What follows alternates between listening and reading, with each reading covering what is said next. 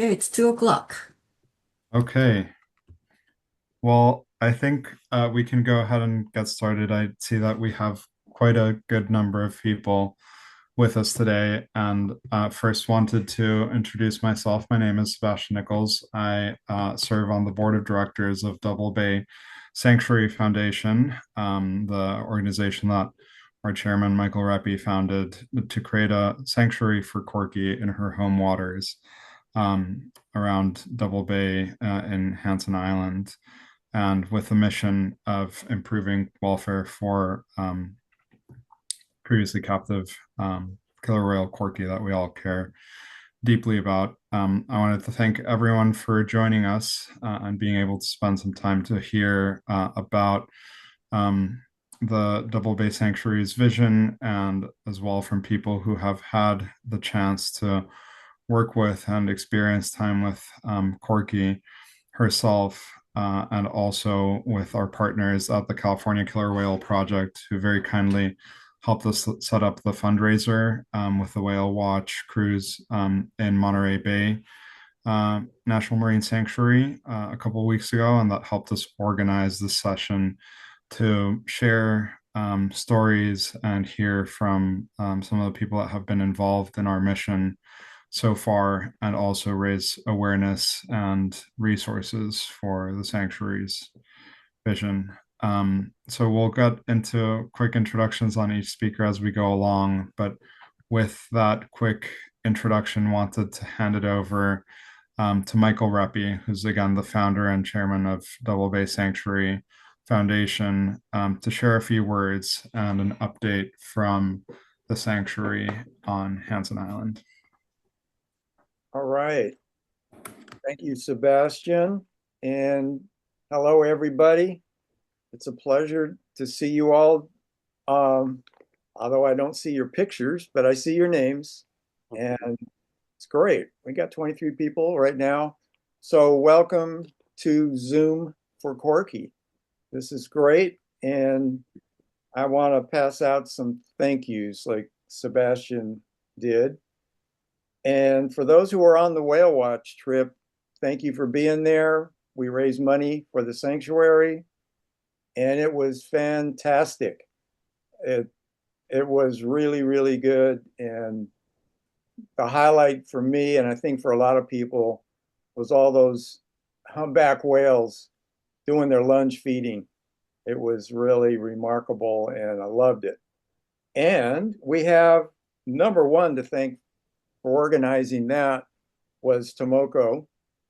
And then with a lot of help from Colleen from the California Killer Whale Project, we have a big thanks to Monterey Bay Whale Watch and Nancy Black. That was the boat we went out on. And I wanted to also thank Tasley, who designed those great t-shirts. And we have some more for sale. I believe Tomoko's got more. And you can purchase them. I think we're out of large size, but small and medium, they're beautiful. And thank you, Sebastian, for being the moderator for us today.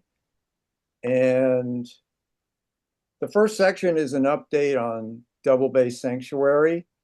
And we have a video from our sanctuary manager, Nicolette Audy. And that's the first thing we're going to play. And then I'll come back on and have a few words to say about the sanctuary. Sebastian, you gonna run that? Yes, I'm pulling it up Okay, right great. now. Okay.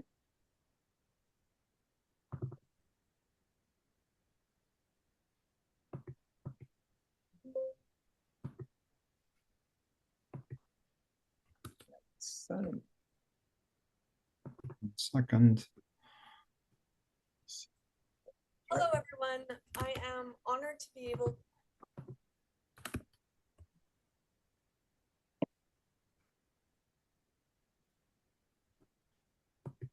It is pulling up here.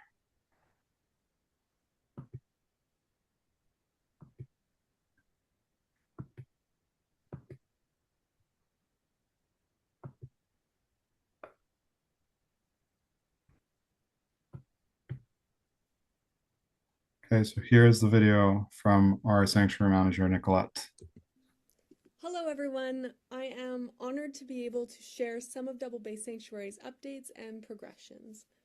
My name is Nicolette Audy and I have had the privilege to manage the facility and on-site logistics for the last 5 years. Double Bay Sanctuary is located on Hanson Island in British Columbia and is the proposed retirement home for northern resident orca Corky, and our goal is to promote ocean health through restoration, science, and education. Double Bay Sanctuary operates at an off-grid location. We are transforming this previous fishing lodge into a self-sufficient and sustainable model. There is a 17 kilowatt solar system along with a 320-foot freshwater well. It has 4 newly renovated private cabins to host Corky's care team and 12 ensuite rooms to host researchers, students, and guests. This is a space for scientific research, knowledge sharing, and community connection. Our team, alongside dedicated volunteers and local contractors, has poured tremendous time and effort into restoring these buildings and bringing them back to life. It's a project that demands precise coordination, careful logistics, and more often than not, sheer dedication to get the materials we need to our off-grid location. Major renovations have taken place on the property, including a brand new custom-milled yellow cedar deck, along with supporting the existing infrastructure and a new layer of paint on all of the buildings. We continued work on our dock by welding new linkages and planks. We have installed hot water on demand systems and upgraded the design of our freshwater drinking system to better manage the water supply. A massive milestone was accomplished, and we have completed the new wastewater disposal system that is now processed all on land. This has been a big step forward to align our facility with our ethics. Along with a new recycling room was built to create more conscious awareness of our consumption as a community. This has been the second year we have hosted marine biologists from the University of Victoria's Spectrum Lab. Our facility, located at the front door of Blackfish Sound, welcomes researchers and marine biologists to utilize it as a field station. Double Bay Sanctuary has collaborated with the Numgis First Nation, Pacific Pro Dive, and Emerald Sea Protection Society to clean up the bay. Removing derelict gear is vital to ocean health, preventing harm to marine life and habitats. In collaboration with these local organizations, together we have mapped out the eelgrass for protection in the bay. And together we have removed over 8 tons of derelict fishing gear from the ocean, including 1,100 pounds of styrofoam that was collected from Hanson Island shoreline and brought over to Ocean Legacy Recycling drop-off point on Vancouver Island. We have another cleanup planned for next summer on the new property we are about to acquire. We are in the process of launching our first campaign to raise awareness and help with the costs of the deal we just signed on the forest purchase adjoining the sanctuary and the surrounding Double Bay. Michael Reppy has donated $100,000, and we are fundraising for the remaining $234,000. This is an important role in securing the area for Corky and protecting the forest around her future home where land and sea meet. Double Bay Sanctuary is a transformative project, and together we are changing history in the way that we think and act towards animals. It's a pivotal time to take what we have learned and grow together into the future. Double Bay Sanctuary welcomes collaborations and passionate individuals to help progress this movement forward. Establishing more of these facilities is a necessary next step in addressing the global transition away from marine mammals in captivity. I'd like to thank Michael Reppy for his generosity this far, to all of our volunteers who have dedicated their time to this project. And thank you to you guys for taking the time to be here with us. It means a lot to come together, share ideas, and learn from one another.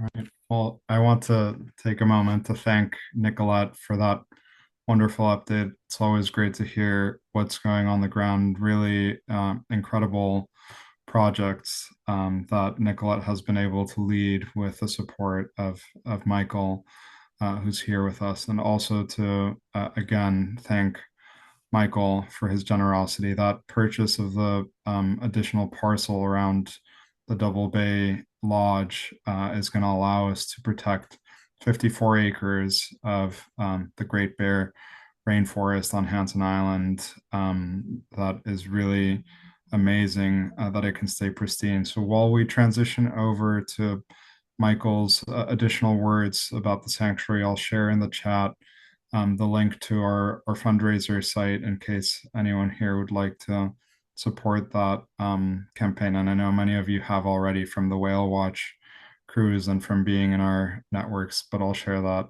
in case anyone is interested in checking it out. Hand it back to you, Michael. All right. Thanks, Sebastian. And thanks to Nicolette for that great update. I'm going to add a few words, hit a few points. And from that video, you could see that our on-site team has been really hard at work rebuilding, transforming the old fishing lodge into the sanctuary that it is, and which also includes the housing for a SeaWorld care team for Corky. And you could also see she made a really good point of those two big accomplishments: the purchase of the forest, the surrounding forest land, which is right on the bay.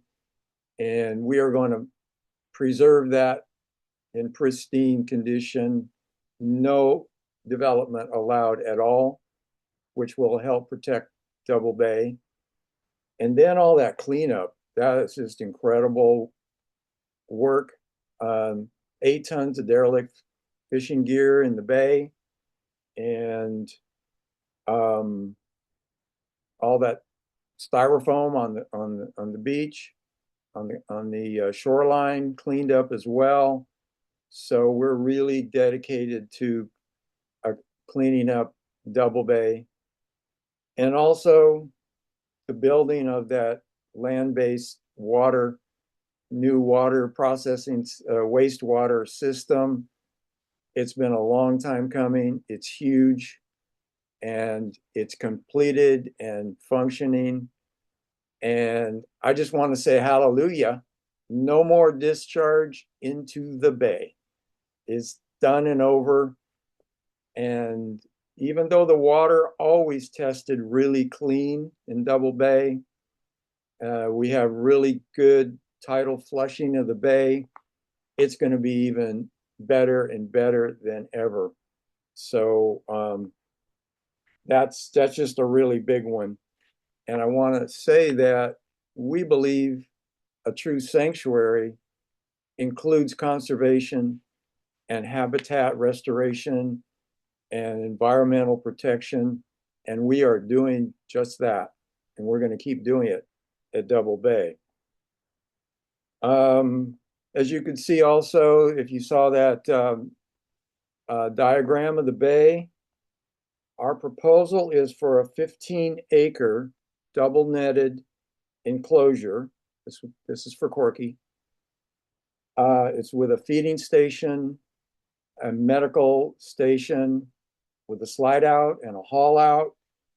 And this will give Corky a continuity of care, I call it.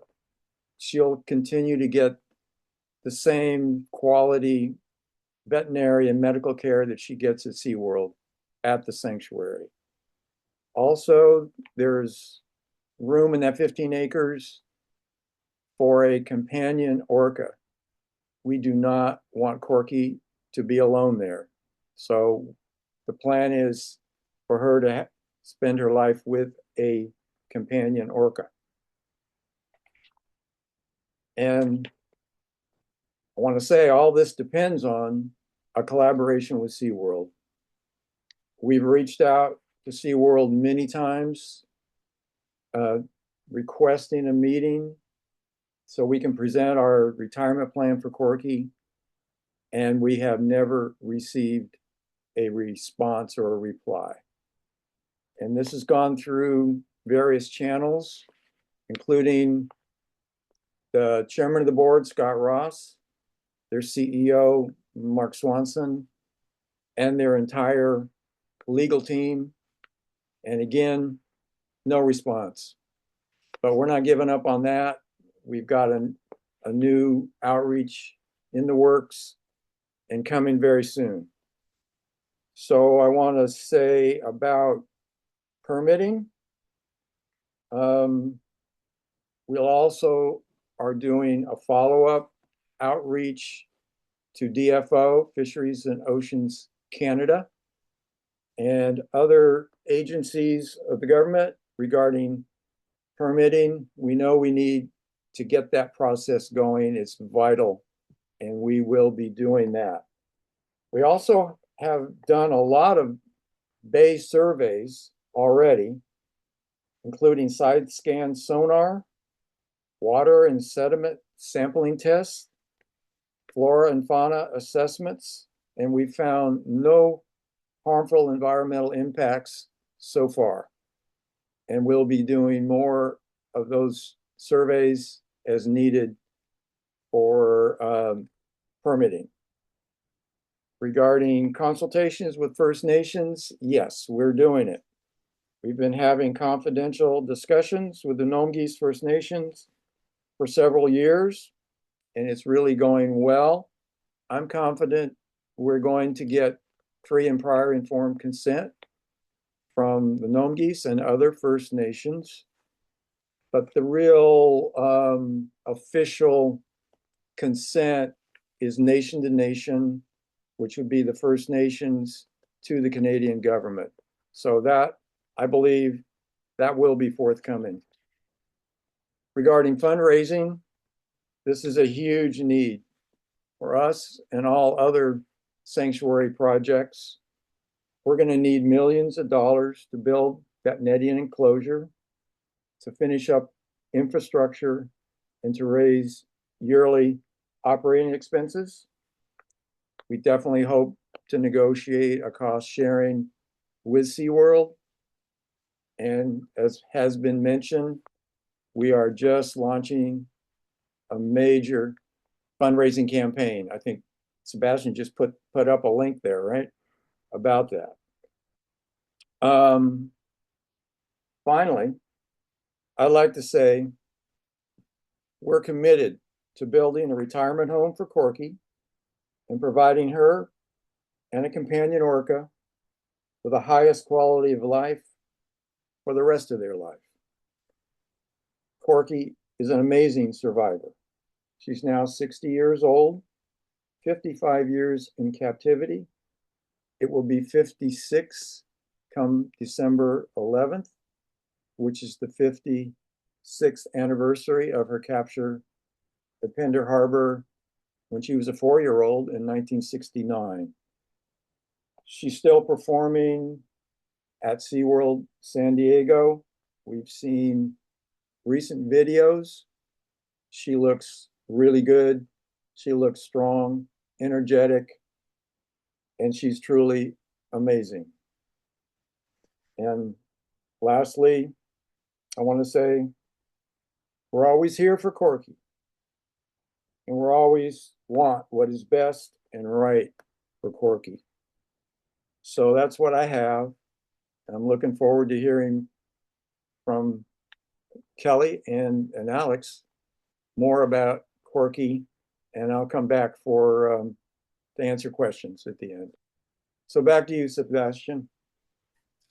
Thank you so much, Michael. I'll just add that I had the chance to visit the sanctuary for the first time in June of 2019. So just over 6 years ago. Very fortunate to have had the chance to go there and to have been able to visit over the years and see the impact of all the work that Nicolette has led with Michael's support. This transformation, truly a transformation of the sanctuary's physical spaces, Double Bay itself, where I've also had the great privilege of being able to snorkel around the bull kelp and these incredibly productive, biodiverse, amazing seascapes that were Corky's home early in her life and that she has been deprived of experiencing for all this time. And so inspired by what we've been able to achieve so far, this vision, the progress that the sanctuary has made, and this new chapter that we're opening with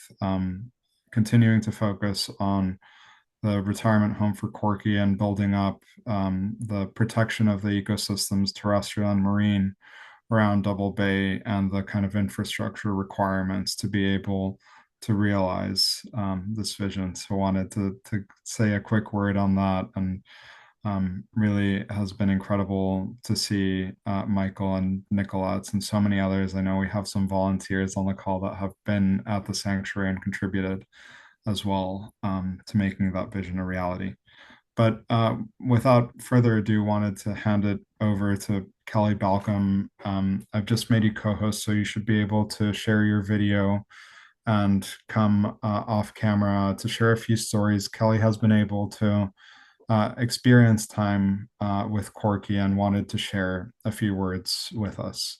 So I'll hand it over to you, Kelley, and if anyone can't see or hear him, let us know in the chat so we can address that. But we should be good to go. Yeah, well, thank you for this opportunity, and first and foremost, thank all of you for all the efforts that you've been putting in for years and decades in some cases for Corky's best opportunity to live out her life. And it's an honor to be amongst like Alex and others of you, Michael, that are all putting in your time, your efforts, your money, your passion, and your spirit into this. My stories are far older. Alex will probably have much more detail, I'm sure, on Corky specific. But I grew up with the killer whales, the southern resident killer whales in the San Juan Islands since the 70s. And what I more than anything wanted to share was not just so much Corky's situation, but just thinking for the family of the southern residents, the northern residents, and just the family of Orca, that they really are family bonded their entire life. And the fact that Corky at 4 years of age already had her language, already learned how to fish, and was capable on her own is exactly what gives me that solid belief that she could easily return to the sanctuary. And that's been a statement that we've been making since my father was taking on the Lolita campaign in the 1990s. We go all the way back there, and I don't believe that I believe it's an absolute possibility, and it would be a wonderful experience. On that, I will take us back, in fact, to those 90s, in those days when Paul Spong and David Howitt and myself and others were putting together the Corky Bus.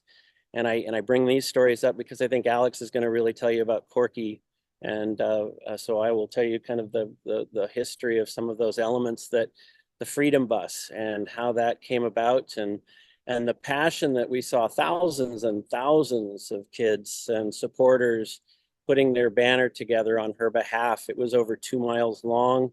The bus traveled throughout the country, and people everywhere. It's a heartfelt story of possibility to bring in, and of course, you know, Tokite at the time, but Corky is still there, to bringing Corky back to the wild, allowing that she has served her time now 56 years in a captive environment, giving of herself to the industry, to the show business, and touching hearts along the way, millions of them, of course. But that I would see that ending, that magical ending that all of you believe, and I do too, to see that return of her to the wild and to be able to live out her life.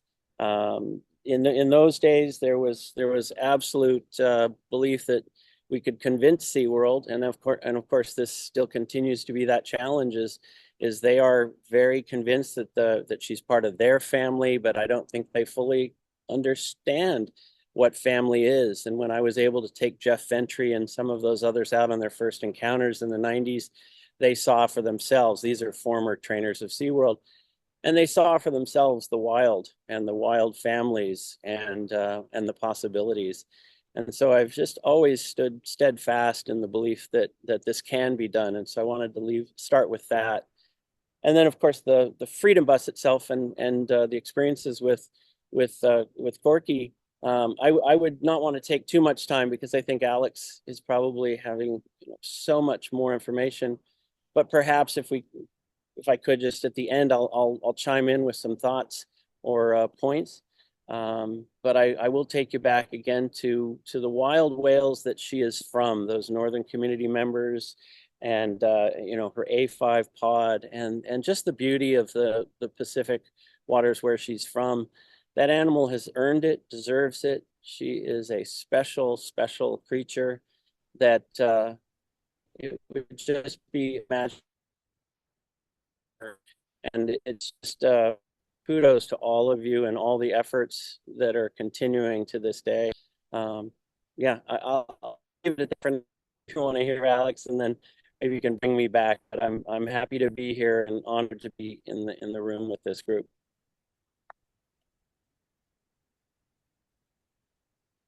Thank you very much, Kelley, for sharing that. I think that the vision and deep conviction that Corky deserves a better quality of life and potentially, the chance to be near her home waters, that separation of family is deeply traumatic and felt, is a conviction that all of us, certainly on the Double Bay Sanctuary Board and volunteers and staff have shared for a long time. So it's wonderful to hear that stated from you. I thank you for sharing words from the heart.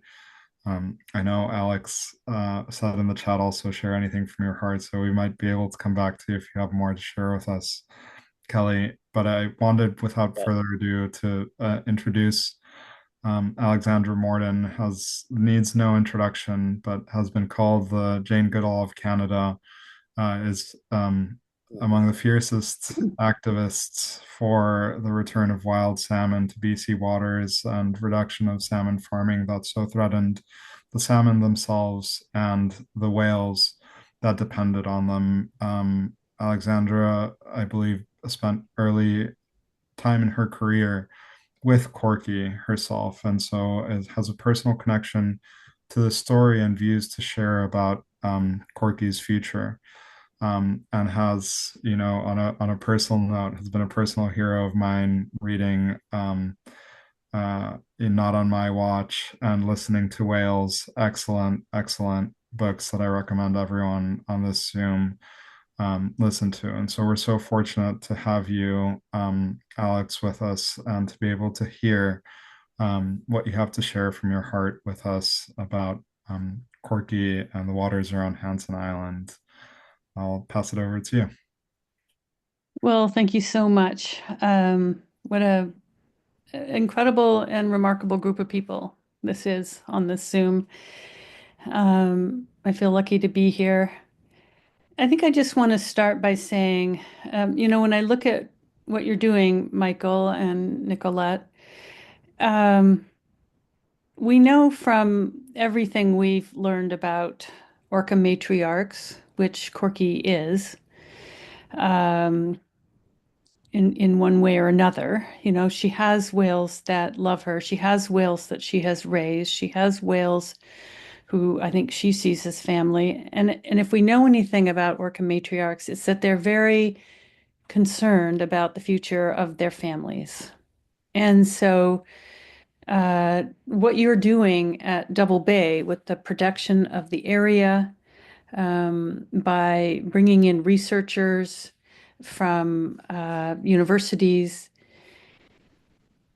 you're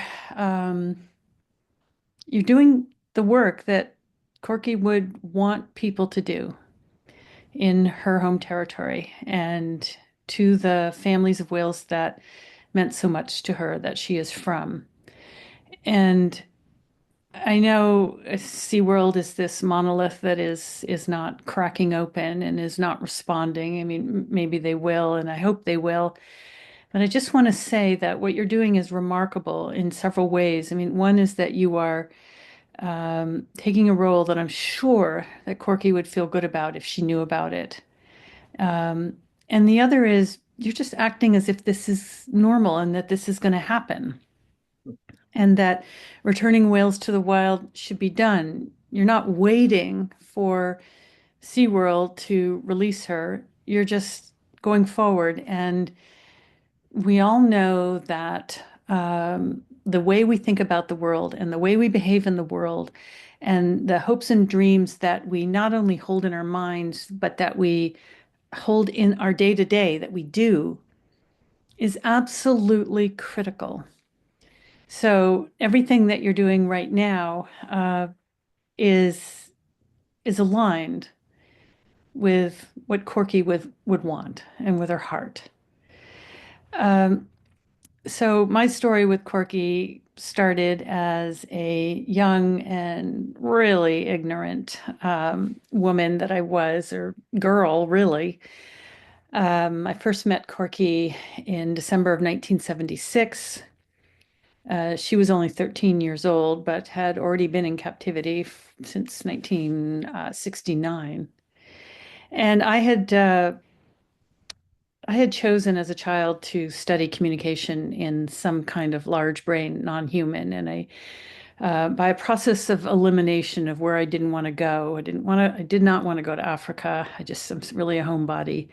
I just kind of picked dolphins and the Oceanarium, Marineland in Palos Verdes, just below Los Angeles, was going to be closed for a period of months for renovation. And their dolphins, they were worried were going to be bored. And I basically was allowed to study them so that I would be their entertainment. And so I was trying to record record the dolphins and catalog all their sounds and then record all their behaviors on the second track of my tape recorder and then put the two together and try to correlate what they were doing with what they were saying. And every now and then I would tour the park and I'd look at the walruses and the other species and I would look at Corky and Orky, the two northern resident whales that were in a big above ground stadium in a tiny little tank.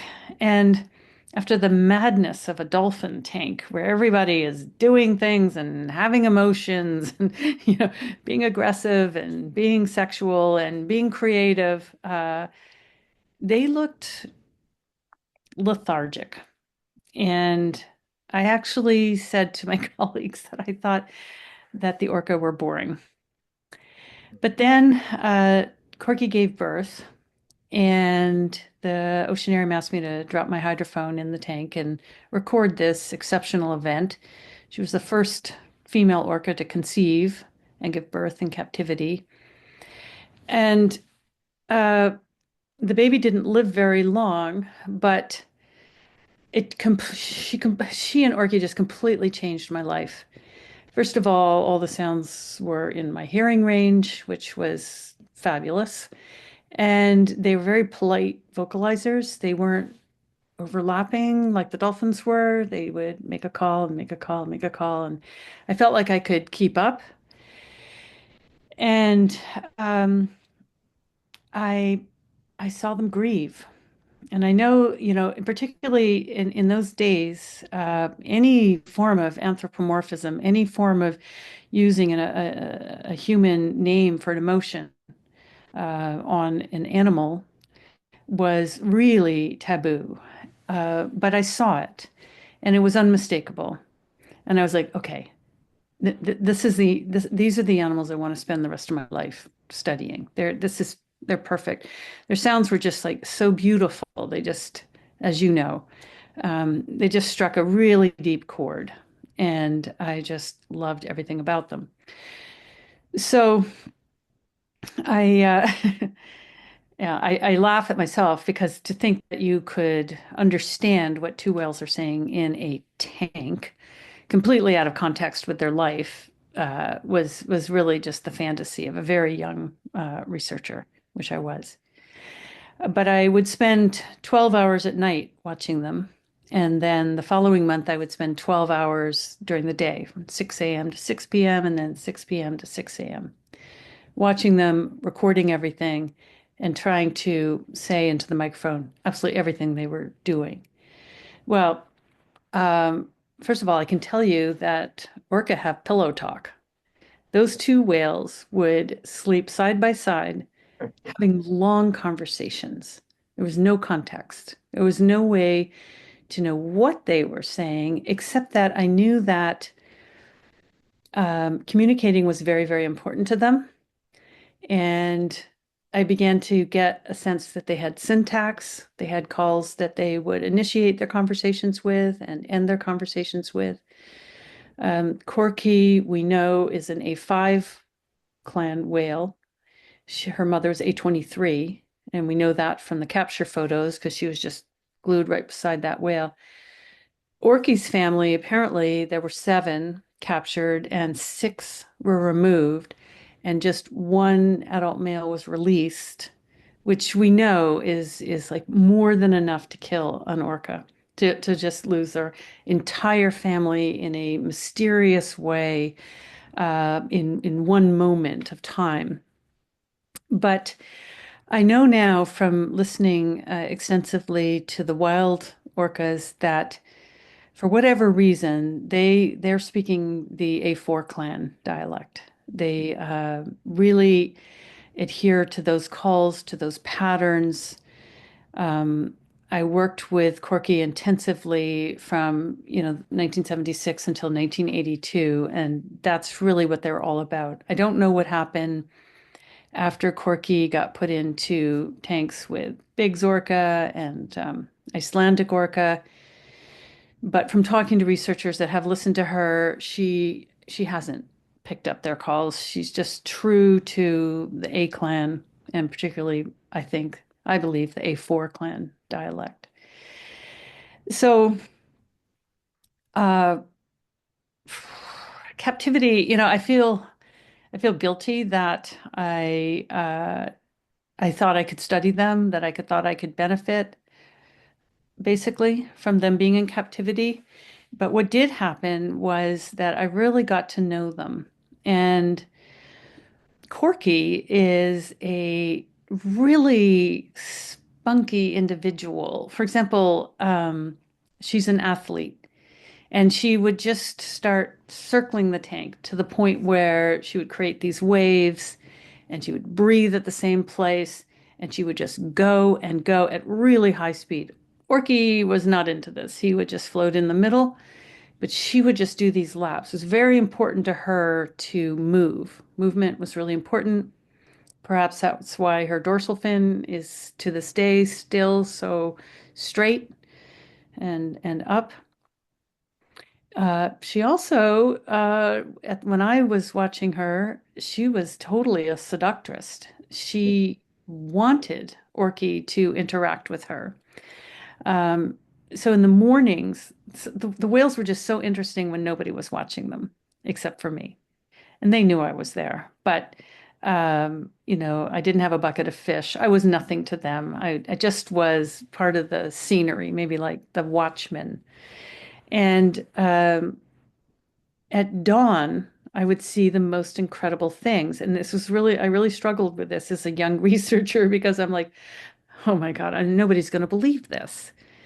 But so their tank was above water, like I said, like it was a big stadium. But then up from that came the bleachers in a big circle. And so the sun would come up and light the sky, but it would be another hour or so before the sun actually came over the bleachers and the sunlight directly hit the tank wall.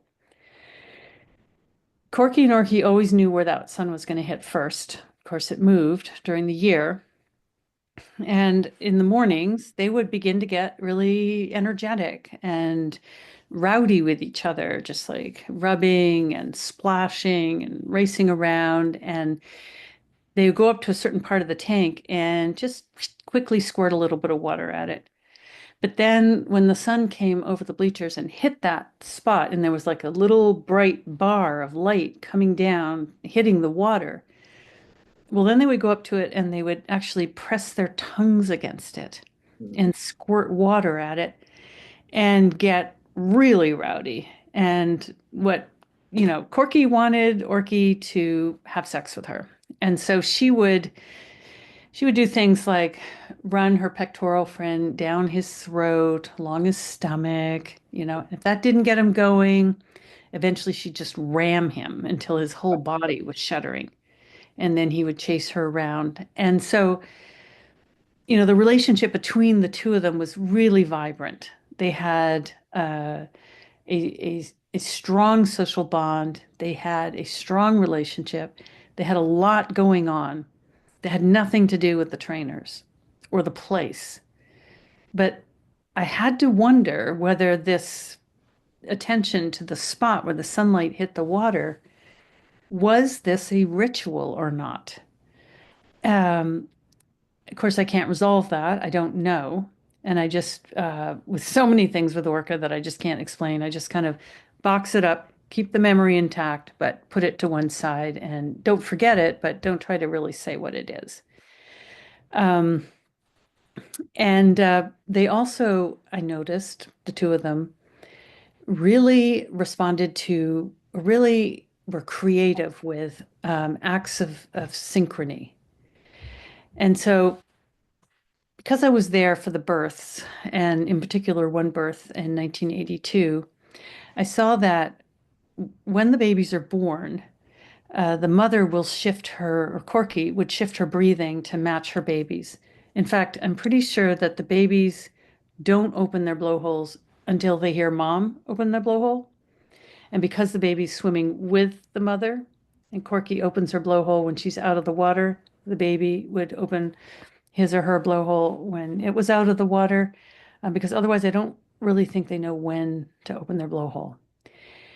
And, while I started in 1976, by 1982, I really wanted to do a long-term, in-depth study on how a young newborn orca first got its language. And so I was living in Canada at the time. I just got married. I'd had a baby in December. And in March of 1982, we got the call from Marineland that it looked like Corky was in labor. And so we were ready for this. It was a bit early. We didn't really think it was going to happen quite then. But my husband, Robin, and I packed up our kid and our stuff, and we went to Marineland to watch the baby be born. Well, it wasn't born.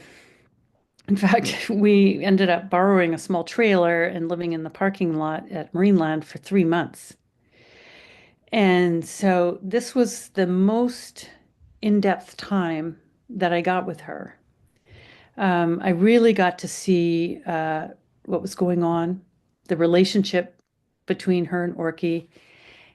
And when the baby was born, the first thing I noticed was that I was all about my baby. I knew when he needed to be fed and when he needed to be changed and, all the things that babies let us know. But we were not breathing together, but she was. And I think that the relationship that whales have with each other is probably a level deeper than we have between our children and ourselves, or our friends, or our parents. When you look at their brains and you see that they have this entire limbic lobe that we don't even have, which is dedicated to relationship and memory and problem solving, it makes you think that the what is going on between whales is I don't really know the right word, but I'm just going to use the word deeper. It's deeper than what we have. So the bond between whales is just like so critical. And hang on a second. Okay. And then in 1982, of course, I watched very closely what happened after the babies were born.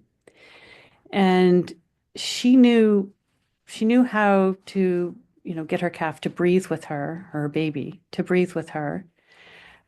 She had to the first thing she had to do was keep it off the edge of the tank because the tank was circular. And all of her babies immediately hit the edge of the tank and, created big dents in their lower jaw. And we were always concerned that this had, broken the lower jaw because it's so delicate. But she would learn to nudge it off the wall. And what would happen inevitably with that is that the babies would get fixated on the white patch of her eye. And it seemed to me watching that the babies knew innately to go to some white patch, and that's where you were going to try to nurse, and that's where you were going to find milk, because there is white around the mammaries, but there's also white at the eye patch, and then there's the corner of her mouth. And so all of the babies would go to the white patch because they were constantly being nudged off the tank. And and then they would end up trying to nurse on the corner of her mouth. And let me tell you, it's just, devastating to see this beautiful young mother swimming along with milk streaming out of her, incredibly attentive to her babies, but unable to feed them. And, Corky wouldn't look at anybody for days after her babies were born. She was only paying attention to her baby. But tragically, neither one of them could rest. The babies were never able to get into her slipstream and glide with her and go to sleep. And she was never able to relax and go in a straight line, knowing her baby was safe. She didn't have the help of female relatives. And so all of her babies died. And so I had the opportunity to witness grief. And she would go to the bottom of the tank and produce single vocalization over and over and over again. And Orky was so interesting. He would interject a call every now and then, which we now call the N3, but she wouldn't answer him. And after a period of days, she'd come to the surface and breathe, and then she'd go back down, and then she'd just keep this one call going over and over. And then after several days, she would answer him, and then they would swim together, and they just chorus the N3 back and forth and back and forth and back and forth. And then she would start noticing the trainers again and taking food. So I was just like, okay, there is a lot going on here. There's a lot of relationship. Language is really important to them. Family is important to them. I also want to say that the people there at Marineland, so this is Marineland, not SeaWorld, but I suspect it's similar for at least some of the people at SeaWorld. They cared about her a lot, and they did everything they could. They had, after she lost several of her calves, they produced a model. It was cast off one of the babies, and they presented it to her, and they tried to teach her to roll over and present her memories to the babies. The first time they showed her the model, she tried to take it away. She knew exactly what it was. And she got so agitated by the model that they did some training with her, but then they had to stop. There was one day I arrived at Marineland, and oh my gosh, there was like water everywhere, just streaming over the park. It was like a flood. And I just got this sickening feeling that it was coming out of the whale tank. And indeed it was. And Corky had broken through glass this thick, 2 layers of glass this thick. And on the other side, there were dozens of windows on 3 layers in that tank. But she broke the window that was in front of the storage where they kept the stuffed baby killer whales. She knew what they were. She knew they weren't hers. But I just sensed that the need in her was so great that that she felt that she needed to do this. And, it was very, very lucky that she didn't break the very fragile lower jaw that she has. when she had the baby in 1982, which she spent the longest with, I believe, um, Orky got really jealous. And, he was used to being her squeeze, her attention. He was her everything. They could discipline Corky by withholding food from Orky, and he would always make her behave. They were very, very close. And there was this one time where they were draining the water to feed the baby, I guess it was. And the tank went straight down, but then it had a ledge, and then it went down again in a circle. And Orky beached himself on the ledge as the water was going down. And Corky was super concerned about this. And she tried to get him into the water with her. She's swimming with the baby, right? She's trying to keep the baby going and off the edge of the tank. But there's Orky's flukes hanging over. And she came and she just snagged his flukes and tried to like pull him off the ledge. Well, no, he was not coming. And so finally, she abandoned the kid and beached up right alongside of him. And at that point, he came back into the water with her. And I was like, "Oh, you're jealous, Orky. You want some attention too." Um, so the the experience of watching them in captivity did teach me a lot.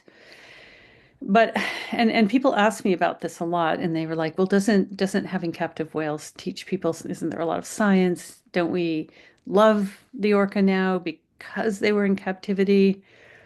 Yeah, maybe, and probably, and definitely for me. But what we learned was that family is the most important thing to them, and that they don't belong in captivity. And when you read the books of some of the trainers that have been written, I've been really delving into, what makes the orca in captivity become violent. You can see that it's this lack of family structure. They're never able to form a family because they were shuffled around so much. And this just destroyed who they are, made them violent. It's so interesting to me when I talk to my colleagues, and I say to them, are the orca territorial? Well, you ask a wolf researcher or a lion researcher or probably a giraffe researcher, gorillas, and you ask them, are they territorial? They're going to be able to tell you. But orca researchers can't. They're like, well, I'm not really sure. So the expression of violence in wild orcas is rare, and maybe we don't recognize it. It's so subtle, even though, I mean, clearly they're capable of acts of violence. Any of us that have seen them seen the big orca kill a marine mammal, we know this. But it's just not something that they express easily. And yet in captivity, they're so pushed to the edge because they cannot form a family. And so if captivity has taught us anything, it's that family means everything to them. So the early work of trying to correlate sound and behavior, at some point I began to really wonder, like, is this going to be, at all useful to us? Because one of the things that happened with Corky was these inexplicable events, and I'll just tell you one of them. In 1979, I went to British Columbia for the first time. I found her family because I wanted to see if maybe I could study the same dialect in wild whales. And thanks to Dr. Michael Bigg, I was easily found her family off Alert Bay. And that fall, I came back and I was talking to one of Corky's trainers, and I said, I know all of you have heard this if you've read my book, but I'll just explain it again. I said to her, I'd be so interested to see how you start training a behavior with Corky. Like, how do you get the idea across of what you want them to do? And so she said to me, well, we kind of run out of ideas of what they can do for training. They already jump and raise their pectoral fin and slap their tails and on and on. And so I said, envisioning, when I was up in Johnson Straits, I saw whales sometimes when they surfaced, they would roll and slap their dorsal fin on the surface. And with hundreds of hours of observation of Orky and Corky, I had never seen that. The trainers had never seen that. And so she said to me, okay, sure. Yeah, we'll do that. We'll set it up one day. And she heads off and goes down the ramp towards the oceanarium, and Corky comes up and slaps her dorsal fin on the surface. And then she does it again. And so I ran and caught up with the trainer, and I was like, okay, you've got to see this. And we came running back up. Well, by now, Corky has generated this big wave that is sloshing out of the tank, and she's riding up to the top of it and slapping her dorsal fin again and again and again. And the trainer looks at me and she says, yeah, well, that's killer whales for you. So it wasn't like I was the only one having these experiences where you had to wonder, like, okay, how did that happen? It just sounds so flaky to feel like they read your mind, but I really don't know what else could have gone down there. And I've had other experiences, as I mentioned in my book. And so again, this is a experience that I put in a box and put off to one side and don't try to explain it, but also don't forget it. But it did make me wonder about the validity of trying to correlate specific behaviors with specific sounds. And so now, finally, the fish farms are closing and wild salmon are coming back. I'm turning my attention again to what orcas are saying, using the powerful tools of artificial intelligence and the pattern recognition that is possible with these tools, and looking at what people have done with sperm whales and all the rest of it. It's just incredible. So I was really glad to hear you say that, Michael, that you wouldn't take Corky by herself, because I mean, Kiko was by himself. There really was no option. But if Kiko's story told us anything, it's that family meant everything to him. And in the end, he did choose his human family, or so it appeared. It's a really tough thing you're doing. But I just want you and all the people supporting you to know that you're doing something that Corky would want you to do. And I really thank you for that. You've created a real symbol of hope. And if we humans don't learn to, if not understand the non-human brains of this planet, but at least respect them as our neighbors on a par with us, if we don't get to that point, we're not going to survive, is my feeling. And so the fact that you have moved ahead with this with no confirmation that SeaWorld is going to participate, I just have so much respect for it, and I really thank you. And if anyone has questions for me, like I say, I don't know as much as many other people here, but if you have any questions for me, I'm happy to answer. Thank you.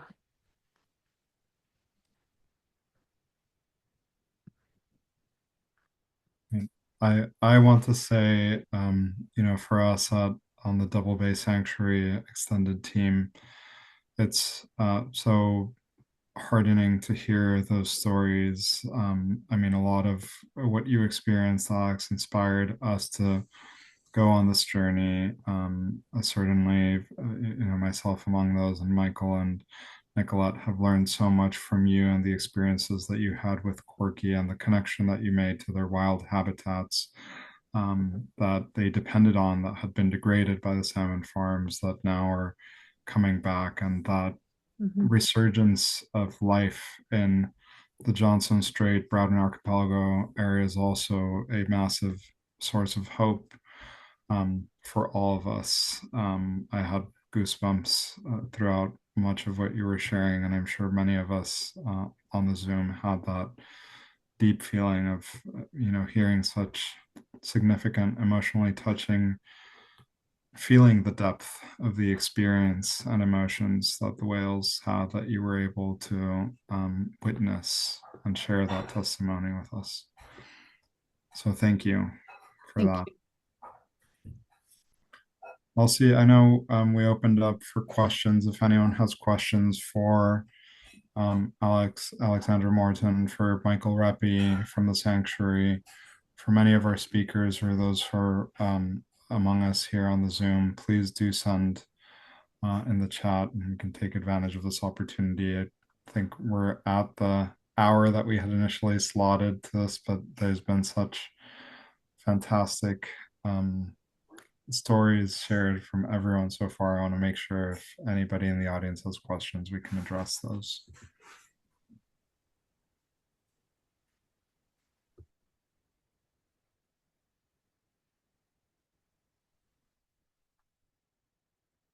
Can you hear me if I'm on mute? This is Kelley. Yes, we hear you, Kelley. Please go ahead. So, as I knew at the beginning when I didn't want to take a lot of time, Alex was going to tell these amazing stories that I just love hearing. And you are my hero. I told you that earlier. But it reminded me of a story that I wanted to add to that sort of reinforces everything you've said. And those are back in those 70s and 80s with the Southern residents specifically, and family. The key here, the family, that whole concept of I used to say when I was young and dad was the scientist and there were all the scientists around me, that I would anthropomorphize the killer whales, but in their case it was absolutely appropriate because it was the only way to connect my human understanding of being human and them being so human and maybe even superhuman in some ways. But they were together their entire lives. Imagine animals of great intelligence and great empathy and great heart spending their lives together, decades in close proximity. As Astrid Van Ginneken would say, that the togetherness was their home. Wherever they were, that was their home. They were home because their family was with them, their offspring, their sisters, their brothers, their uncles, their family.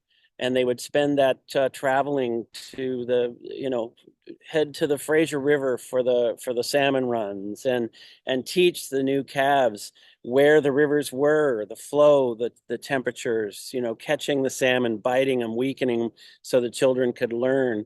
And then moving on and down the coast and through the islands and super potting off the west side and gathering and socializing and the other animals coming over. Maybe it was the first time the three pods got together since the baby was born, and the celebration of not only the calf within the pod, but then the calf introducing to all those new family members, that extended super pod family, and then going off with them and being I can't even think of the word, enclosed, encased, wrapped in the love and the audio, the whole experience of being whales in the ocean and listening to their calls, and even the babies before they're born, listening to in the womb, learning the calls, listening to mother first. Of course, she's closest, but all of those other animals. And that to me is the key to the family. And that is exactly what these whales have. And Corky's language and her empathy, her intelligence, her dialect, that's still there. I'm confident she would step back in. The family would welcome her. We used to say, let's get Lolita to phone home. The whole idea was simply put a microphone in a hydrophone in a tank and a speaker and a hydrophone off the west side, and I was convinced that they would be able to communicate. But the point is, it's the family. They grow up in that. They're surrounded by that. Their entire life is that, and their intelligence is beyond anything I've ever experienced. And their empathy, their heart, their soul, and their willingness, their openness, to even welcome a few silly humans occasionally into their lives. And so I just reiterate with emphasis everything that Alex shared.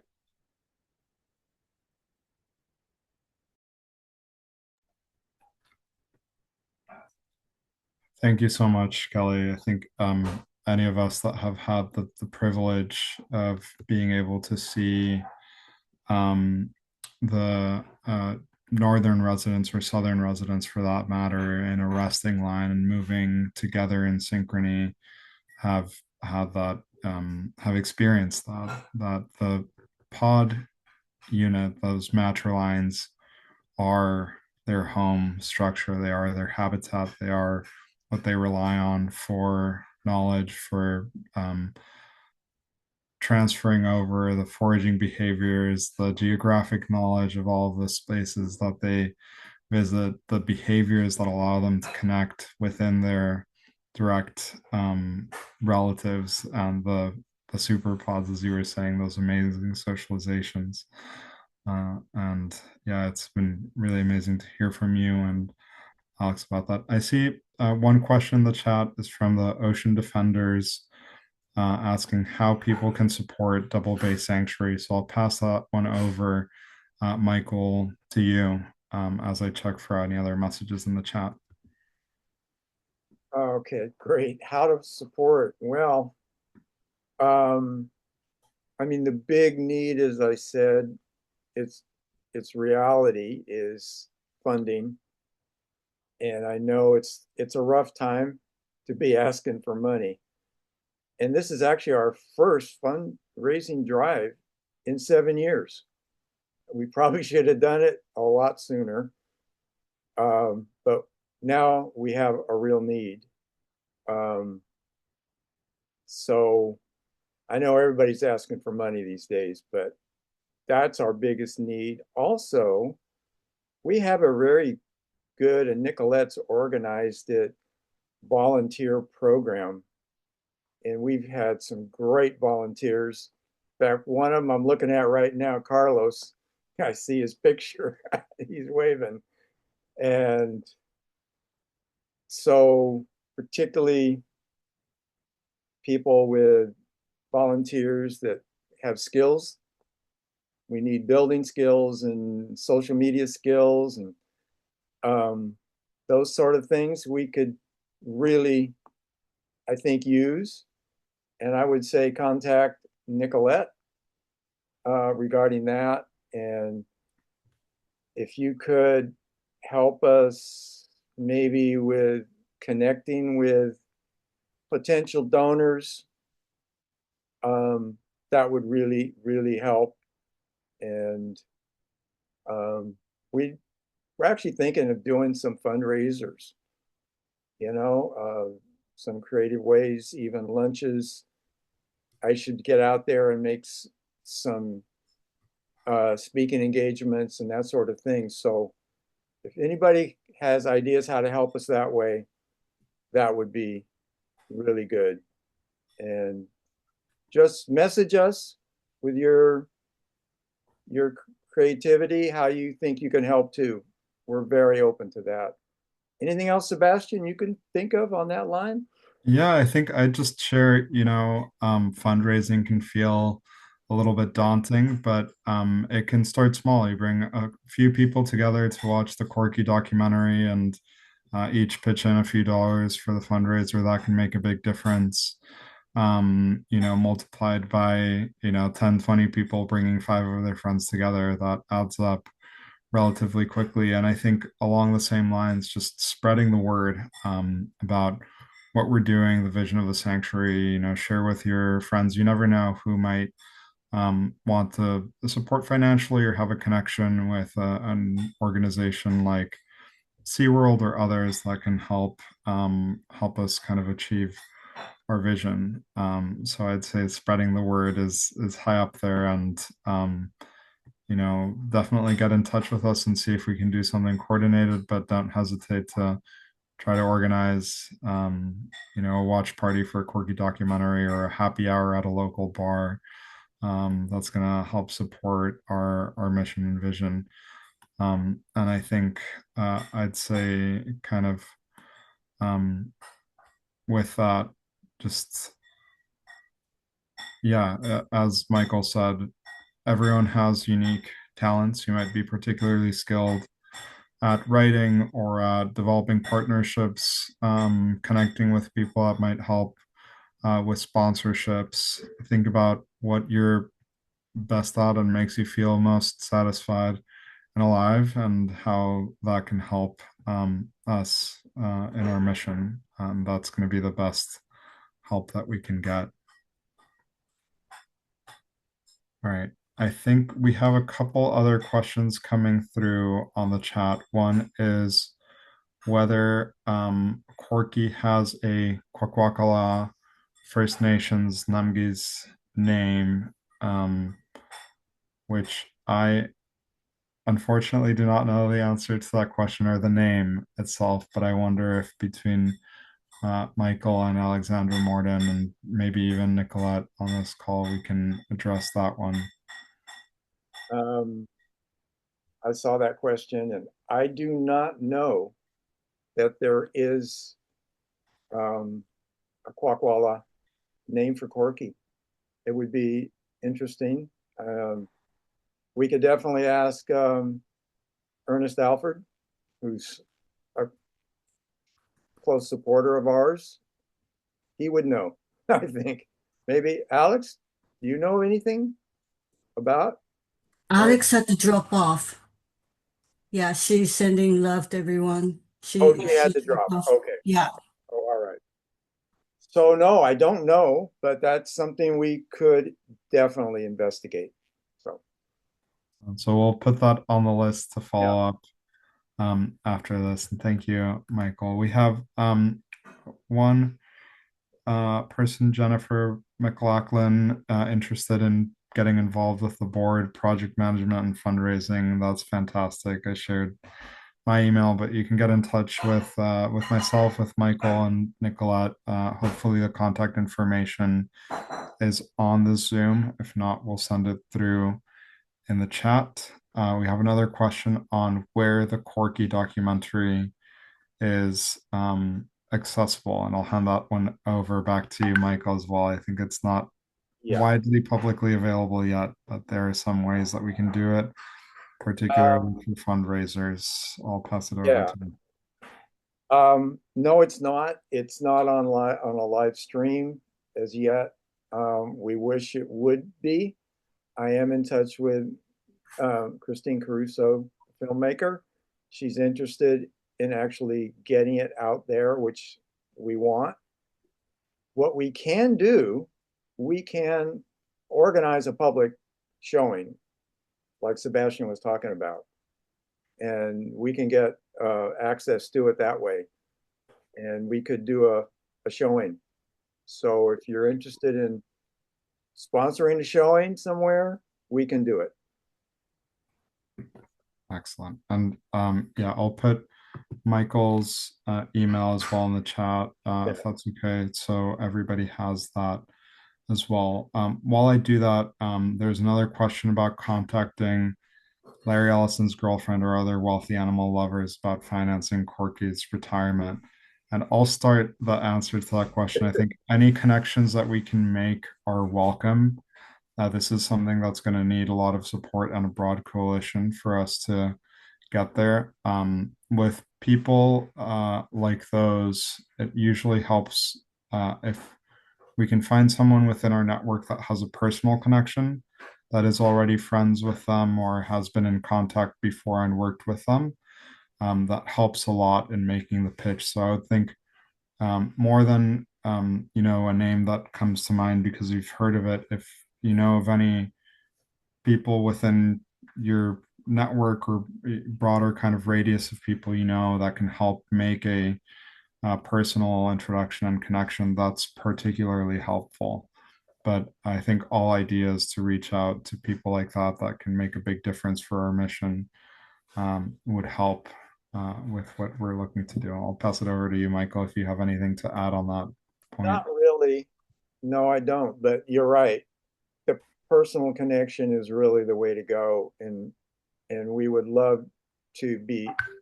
If you can help us make introductions to potential donors or just to spread the network of connection, we really would appreciate that. So yes, feel free to connect with us. Yeah, I guess my emails, it's actually Michael R at doublebaysanctuary.org. So send me a message. And I will send that here in the chat so people can copy and paste and paste.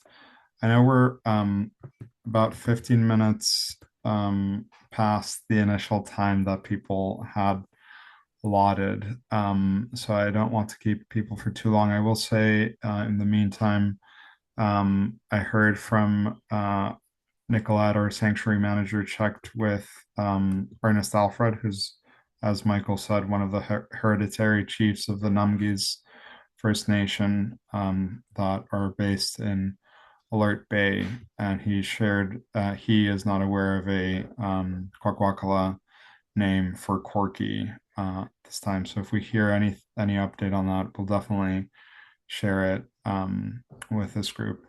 Before we close, I know there's one more question in the chat about whether we have a specific companion in mind for Corky, and if it would be someone from the SeaWorld pod. I'll pass that over back to you, Michael. Yeah. That would have to be really, really well investigated. We'd have to work really closely with SeaWorld on that. We know that Corky is very close to a kaika. That's her closest companion. Whether that would be workable or not, kaika has a Icelandic background, and then there's Orchid, which is Orchid is half northern resident, fathered by Orky. Is a possibility. She's had a tough life, and we know some aggressiveness we've heard about. So it's something that would have to be really carefully examined, and we'd have to be absolutely sure. And of course, SeaWorld has to be on board for any of this. Now, there are 8 orcas at SeaWorld San Diego. There's 5 in Orlando and 4 in San Antonio. So I'm kind of feeling like if there's 8 orcas in San Diego, maybe 2 Corky and 1 companion could come. But we got a long way to go before we get there. And I'll say we'll take all the help we can get for connecting to SeaWorld and finding ways to pressure that. There was another question about what can the general public do. I think messaging about SeaWorld potentially on social media is one thing we've thought about potentially leveraging for that, sending letters, and then also finding out if there's any personal connections and linking us up to those, I think could be particularly helpful. I know we've kept people for an extra 15 minutes because it's been such a rich discussion, sharing stories and hearing from really an amazing array of people, starting with Michael, who also his commitment to this is inspiring to me and all of us who have had the chance to work with the sanctuary and the privilege to meet you. Nicolette, that's done an incredible job as manager, leading that transformational change for the sanctuary and helping prepare it for this vision. Kelley and Alexandra, that have such a deep personal connection to the cause. So with that, knowing that we're past and some people are dropping off already, wanted to thank everyone who made the time on a weekend to come listen to our stories, to support us with a suggested donation, and to lend your time and energy to think about what more we could do all together. With this kind of interest and support, I know we can go even further than where we've gotten so far, and we're glad to have you all on our network. Please stay in touch. Let us know if you'd like to plan something together with us.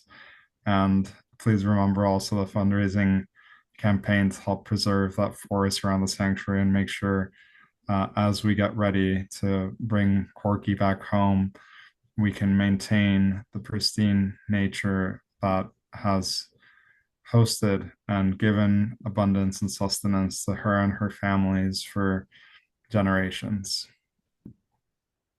Michael, would you like to add any closing words? Just appreciate everybody that's been here. What Alex had to say just touched me, and same with Kelley. I saw that message that other people felt the same thing. So we got it. Thank you. And a shout out to Amalia. I talked to her on the whale watching boat, and stay in touch with us. Yeah, and I'll just say special thanks again to Tomoko and Colleen for helping us organize all of this, the whale watch, and just being so passionate, involved to help us garner more support. All right. Bye, everybody. Thank you. No, goodbye. Yeah. All right. Let's do it again.